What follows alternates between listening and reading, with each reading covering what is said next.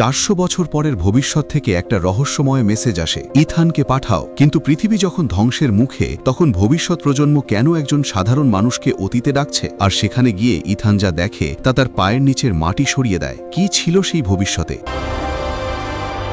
2067 সালে পৃথিবী থেকে গাছপালা নিশ্চিহ্ন হয়ে যাবার পাশাপাশি মানবজাতির অস্তিত্ব প্রায় মুছে গেছে। পৃথিবী থেকে অক্সিজেনও পুরোপুরি শেষ হয়ে গেছে, আর এই কারণেই সারা বিশ্বে অন্ধকার নেমে এসেছে। কিন্তু এত কিছুর পরেও অস্ট্রেলিয়ার একটি শহর এখনও টিকে আছে, কারণ সেখানকার মানুষ কৃত্রিম অক্সিজেন ব্যবহার করছিল। কিন্তু এখন এই কৃত্রিম অক্সিজেনের কারণে এখানকার মানুষের সিকনেস নামের এক মরণঘাতী রোগ হতে শুরু করেছে। আর এই অক্সিজেন এতটাই দামি যে সাধারণ মানুষ তা কিনতেও পারে না, যার ফলে শহরে প্রতিদিন দাঙ্গা হাঙ্গামা লেগেই থাকে। এরই মাঝে আমরা মুভির প্রধান চরিত্র ইথানকে দেখতে পাই, যে তার স্ত্রী অ্যানা এবং তাদের অনাগত সন্তানকে খুব ভালোবাসে। কিন্তু তার স্ত্রীকেও সেই সিকনেস নামের রোগটি গ্রাস করেছে, আর ইথান যে কোনো মূল্যে অ্যানাকে সুস্থ করতে চায়। এরপর একদিন যখন ইথান তার কোম্পানিতে কাজ করছিল, তখন রেজিনা তাকে নিজের কেবিনে ডেকে পাঠায়। রেজিনা হলো সেই কৃত্রিম অক্সিজেন তৈরি করা কোম্পানির সিইও। সে ইথানকে জানায় যে যদি এই রোগ এভাবেই বাড়তে থাকে, তবে তোমার স্ত্রীর সাথে সাথে পুরো মানবজাতি পৃথিবী থেকে ধ্বংস হয়ে যাবে। একমাত্র তুমিই আছো যে আমাদের সবাইকে এবং এই পৃথিবীকে বাঁচাতে পারো। এই কথা শুনে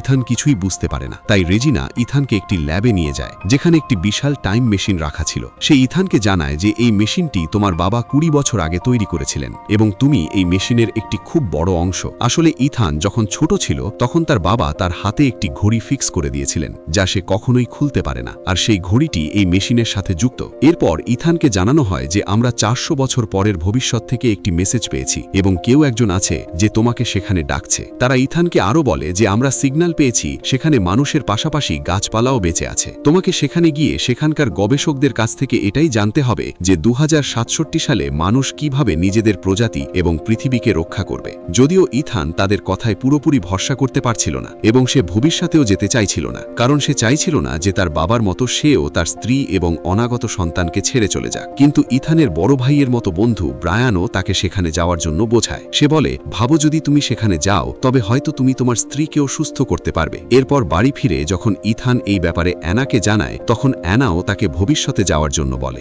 যদিও অ্যানা মন থেকে চাইছিল না যে ইথান ভবিষ্যতে যাক, কিন্তু সে জানত যদি ইথান ভবিষ্যতে গিয়ে সফল হয়, তবে সে সবাইকে বাঁচাতে পারবে। তাই সকাল হতেই ইথান অ্যানাকে কিছু না জানিয়ে তার জন্য একটি মেসেজ রেখে বাড়ি থেকে বেরিয়ে পড়ে। অ্যানা সব বুঝতে পারছিল, কিন্তু সে তাকে আটকায় না বা কোনো শব্দ করে না। অন্যদিকে ইথান রেজিনার কাছে গিয়ে জানায় যে সে ভবিষ্যতে যাওয়ার জন্য প্রস্তুত। এরপর ল্যাবে পৌঁছে সবাই মিলে ইথানকে ভবিষ্যতে পাঠানোর প্রস্তুতি শুরু করে। ডাক্তার নি ইথানের জন্য আগে থেকেই একটি বিশেষ স্যুট তৈরি করে রেখেছিলেন। তারা তাকে সেই বিশেষ স্যুটটি পরিয়ে দেয় এবং সাথে একটি ডিভাইসও দেয়। এই ডিভাইসের সাহায্যে ইথান ভবিষ্যতে গিয়েও বর্তমান সময়ের সাথে যোগাযোগ রাখতে পারবে, এবং সেখানে এটি তাকে সাহায্য করবে। ইথান ভবিষ্যতে তো যাচ্ছিল, কিন্তু তাকে সেখানে গিয়ে বর্তমানে ফিরে আসার রাস্তা নিজেকেই খুঁজে বের করতে হতো। যাওয়ার আগ মুহূর্তে তার ভাই সম বন্ধু ব্রায়ানও তার সাথে দেখা করতে আসে, যে ইথানের ছোটবেলায় তার মায়ের মৃত্যুর পর তার প্রাণ বাঁচিয়েছিল, এবং এখন পর্যন্ত সে ইথানকে নিজের ভাইয়ের মতোই স্নেহ দিয়ে এসেছে। এরপর যেই মেশিনটি চালু করা হয়, ইথান একটি টাইম লাইনের মধ্য দিয়ে বর্তমান সময় থেকে 400 বছর ভবিষ্যতে চলে যায়। সেখানে তার ল্যান্ডিং খুব একটা সুখকর হয় না, এবং সে ছিটকে একটি জঙ্গলের মধ্যে গিয়ে পড়ে। যখন সে তার চারপাশটা দেখে, সেখানে শুধু সবুজের সমারোহ ছিল। ইথান তার জীবনে এই প্রথমবার গাছপালা দেখল, এবং আজ প্রথমবারের মতো সে আসল অক্সিজেন গ্রহণ করল, যা অনুভব করে তার ভীষণ ভালো লাগছিল। এখন ইথান তার ডিভাইসের সাহায্যে ওই জায়গার ভৌগোলিক বিবরণ বা জিওগ্রাফিক্যাল ডিটেলস খুঁজে বের করার নির্দেশ দেয়। ডিভাইসটি সেখানে একটি নির্দিষ্ট জায়গা খুঁজে পায় এবং ইথানকে সিগন্যাল দিয়ে সেই জায়গা পর্যন্ত পৌঁছে দেয়। সেখানে পৌঁছে ইথান একটি কঙ্কাল দেখতে পায়, যার মাথায় গুলি লেগেছিল। আর অবাক করা বিষয় হলো, সেই কঙ্কালটি অন্য কারো নয়, বরং স্বয়ং ইথানেরই ছিল। এসব দেখে ইথান ভীষণ ভয় পেয়ে যায়। সেই কঙ্কালের হাতেও ঠিক ইথানের মতোই একটি ঘড়ি ছিল, এবং সাথে সেই ডিভাইসটিও ছিল যা বিজ্ঞানীরা ইথানকে দিয়েছিল। তখনই সে কঙ্কালের হাতের ঘড়িটির দিকে তাকায়, যাতে সবুজ আলো জ্বলছিল, অথচ ইথানের নিজের হাতের ঘড়িতে লাল আলো জ্বলছিল। এরপর রাত হলে ইথান কাঠ ঘষে সেখানে আগুন জ্বালিয়ে নেয়। সে জঙ্গল থেকে কিছু বেরি জাতীয় ফল তুলে এনেছিল, আর এখন তার ভীষণ ক্ষুধাও পেয়েছিল। সে তার ডিভাইসের কাছে সেই ফলগুলোর ব্যাপারে তথ্য জানতে চায়, কিন্তু ইথানের ডিভাইসের কাছে ওই ফলগুলোর ব্যাপারে কোনো তথ্যই ছিল না, যার ফলে ইথান ক্ষুধার্ত হয়ে সেই ফলগুলো খেয়ে নেয়। কিন্তু খাওয়ার কিছুক্ষণ পরেই তার শরীর খারাপ খারাপ হতে শুরু করে, কারণ সে আসলে বিষাক্ত ফল খেয়ে ফেলেছিল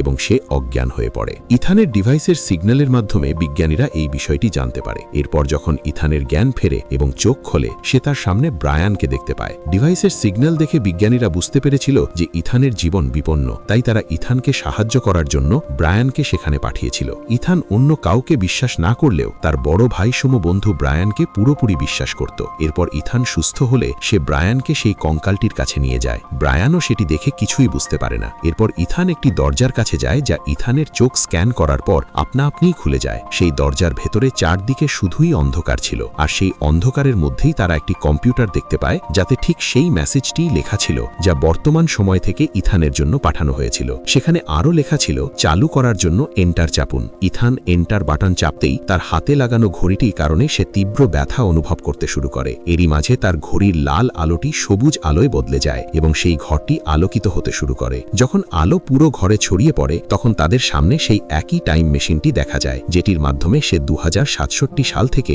400 বছর এগিয়ে এই সময়ে এসেছিল। এখন তারা এটা জানতো যে কিভাবে নিজেদের সময়ে ফিরে যেতে হবে, কিন্তু সমস্যা হলো তাদের সামনে এখন বড় চ্যালেঞ্জ। এই টাইম মেশিনটি মাত্র একবারই ব্যবহার করা সম্ভব এবং মেশিনের টাইমার চালু হয়ে গেছে। তাদের হাতে আর মাত্র 4 ঘন্টা সময় আছে। যদি এই 4 ঘন্টার মধ্যে তারা নিজেদের বর্তমান সময়কে 2067-কে ঠিক করার উপায় খুঁজে মেশিনে না পৌঁছয়, তবে এটি চিরতরের জন্য বন্ধ হয়ে যাবে। আর যদি তারা কোনো তথ্য ছাড়াই ফিরে যায়, তবে তাদের এই ভবিষ্যতে আসার কোনো অর্থই থাকবে না। এরই মাঝে ইথান সেখানে একটি রেকর্ডিং প্লে করে। সেখানে সে তার বাবা রিচার্ডকে দেখতে পায়, যিনি মেশিনটি প্রথমবারের মতো ব্যবহার করছিলেন। মেশিনের সেই প্রথম পরীক্ষাটি পুরোপুরি সফল হয়েছিল, কিন্তু ঠিক সেই সময় ভবিষ্যৎ থেকে তাদের কাছে ইথানকে সেখানে পাঠানোর একটি মেসেজ আসে। আর ঠিক তখনই ইথানের চোখের সামনে মেশিনের পাওয়ার বা বিদ্যুৎ সংযোগ বিচ্ছিন্ন হয়ে যায়। আসলে পাওয়ার করে যান্ত্রিক ত্রুটির কারণে মেশিনটি আর পাওয়ার পাচ্ছিল না, কিন্তু মেশিনে তখনও 4 ঘন্টার কাউন্টডাউন চলছিল। যদি তারা সময়ের মধ্যে মেশিনে পাওয়ার ফিরিয়ে না আনতে পারে, তবে 4 ঘন্টা পর এখানে একটি নিউক্লিয়ার বিস্ফোরণ হবে এবং এই পৃথিবী পুরোপুরি ধ্বংস হয়ে যাবে। কিন্তু ইথান ল্যাবের বেসমেন্টে গিয়ে নিজের জীবন বাজি রেখে মেশিনে পুনরায় পাওয়ার ফিরিয়ে আনে। এরপর ইথান এবং ব্রায়ান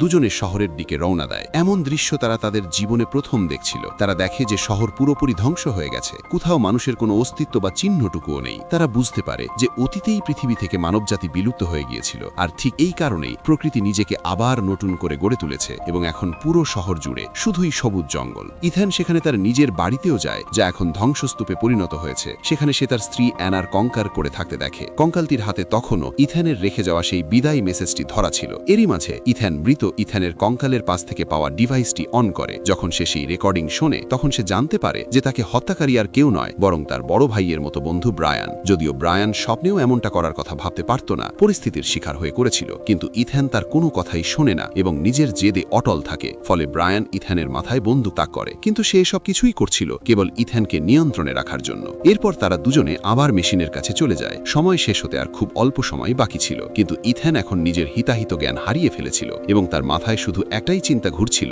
যে ব্রায়ান তাকে কিছুক্ষণের মধ্যেই মেরে ফেলবে। ব্রায়ান তাকে বোঝানোর অনেক চেষ্টা করে, কিন্তু ইথান তার একটা কথাও শোনে না এবং ব্রায়ানকে একটি ঘরে বন্দী করে দেয়। সেখানে সে আবার তার বাবা রিচার্ডের একটি রেকর্ডিং চালু করে, যেখানে তার বাবা জানান, আমি এই মেশিনটি মানবজাতিকে বাঁচানোর জন্য তৈরি করেছিলাম, কিন্তু রেজিনা যে ইথানকে এখানে পাঠিয়েছে, সে নিজের স্বার্থের জন্য এই মেশিনটি ব্যবহার করতে চেয়েছিল, যা আমি জানতাম। তাই আমি ওই ডিভাইসটি তোমার হাতের সাথে এবং তোমার ডিএনএর সাথে মিলিয়ে এমনভাবে ফিক্স করে দিয়েছিলাম যাতে তুমি ছাড়া ভবিষ্যতে এসে অন্য কেউ এই মেশিনটি চালু করতে না পারে। তিনি আরও জানান, যখন রেজিনা কথা জানতে পারে, তখন ডক্টর নিককে ভয় দেখিয়ে নিজের দলে নিয়ে নেয় এবং আমাকে অর্থাৎ রিচার্ডকে গুলি করে মেরে ফেলে। এসব দেখে ইথান খুব কষ্ট পায়, কারণ সে এতদিন তার বাবাকে খারাপ মানুষ মনে করত, অথচ বাস্তবে তার বাবা তো পুরো মানব জাতিকে বাঁচাতে চেয়েছিলেন। সে তার বাবাকে খারাপ মনে করত কারণ ব্রায়ান সবসময় তার কাছে তার বাবার নামে মিথ্যে কথা বলতো। আর এখন সে এটাও জানতে পারে যে ব্রায়ান সেই সময় থেকেই রেজিনার সাথে জড়িত ছিল। রেজিনার কথাতেই সে ইথানের প্রাণ বাঁচিয়ে তাকে এত বড় করেছিল যাতে ভবিষ্যতে গিয়ে সে কেবল একবারের জন্য এই মেশিনটি চালু করতে পারে। কিন্তু এখন ইথান জানতে পেরেছিল যে রেজিনা এই মেশিনটির ভুল ব্যবহার করতে চায়। বর্তমান সময় রেজিনা কিছু ধনী লোকদের লাইন দিয়ে টাইমার শেষ হওয়া অপেক্ষা করছিল, যাতে সে তাদের সবাইকে নিয়ে ভবিষ্যতে এসে মানবজাতির নতুন সূচনা করতে পারে। কিন্তু ইথান রেজিনার সব মতলব বুঝে গিয়েছিল, তাই সে সেই নাইন মেশিনটি ভাঙতে শুরু করে। ঠিক তখনই ব্রায়ান সেখানে এসে ইথানকে মারধর করতে শুরু করে, কিন্তু ইথান তাকে বলে, আমাকে মেরো না ভাই। ইথানের মুখে ভাই ডাক শুনে ব্রায়ানের খুব গিল্ট হতে থাকে, কারণ সে ছোটবেলা থেকে ইথানকে ভাইয়ের মতোই লালন লালন পালন করে বড় করেছিল। ব্রায়ানের উদ্দেশ্য খারাপ হলেও তার মনে ইথানের জন্য গভীর ভালোবাসা ছিল, আর এই অনুশোচনা থেকেই ব্রায়ান নিজেকে গুলি করে আত্মহত্যা করে। আসলে ব্রায়ানকে ইথানের পেছনে এই জন্যই পাঠানো হয়েছিল যাতে ইথান মেশিনটি পুরোপুরি চালু করে দিলেই সে ইথানকে মেরে ফেলে, আর এরপর ইথান সেই মেশিনের সাহায্যে ভবিষ্যৎ থেকে নিজের সময় প্রচুর সতেজ গাছপালা পাঠিয়ে দেয়। সাথে তার বাবার সেই রেকর্ডিংটিও পাঠিয়ে দেয়, যার মাধ্যমে সবাই জানতে পারে যে রেজিনা কিভাবে নিজের স্বার্থের জন্য এই টাইম মেশিন ব্যবহার করতে চেয়েছিল এবং কিভাবে সে ইথানের বাবাকে হত্যা করেছিল, যিনি আসলে পৃথিবীকে আগের মতো সুন্দর করতে চেয়েছিলেন। এখন ইথানের স্ত্রী অ্যানা বুঝতে পারে যে ইথান আর কখনোই ফিরে আসবে না। অন্যদিকে 400 বছর ভবিষ্যতের পৃথিবীতে ইথান সেই টাইম মেশিনটি পুরোপুরি ভেঙে ফেলে, যাতে তার সময়ের কোনো মানুষ এসে এটার ভুল ব্যবহার করতে না পারে। সে বাইরে গিয়ে দেখে সেখান থেকে তার কঙ্কালটিও উধাও হয়ে গেছে। এতে সে বুঝতে পারে যে অতীত এখন পুরোপুরি বদলে গেছে। আর যখন সে শহরের দিকে আবার তাকায় তখন দেখতে পায় সবুজে ঘেরা এক উন্নত শহর। সে বুঝতে পারে যে অতীতে সে যে গাছপালা পাঠিয়েছিল তাতেই মানবজাতি রক্ষা পেয়েছে এবং পৃথিবী এখন অনেক বেশি উন্নত হয়ে গেছে। অর্থাৎ ভবিষ্যতের এই নতুন জগতে ইথান এখন আর একা নয়, বরং সেখানে প্রচুর মানুষ আছে। কিন্তু ইথান এই নতুন জগৎ সম্পর্কে পুরোপুরি অজানা। আর এখানেই এই মুভিটির সমাপ্তি ঘটে। যদি আপনাদের ভিডিওটি ভালো লেগে থাকে তবে আমাদের চ্যানেলটি সাবস্ক্রাইব এবং ভিডিওটি লাইক অবশ্যই করবেন।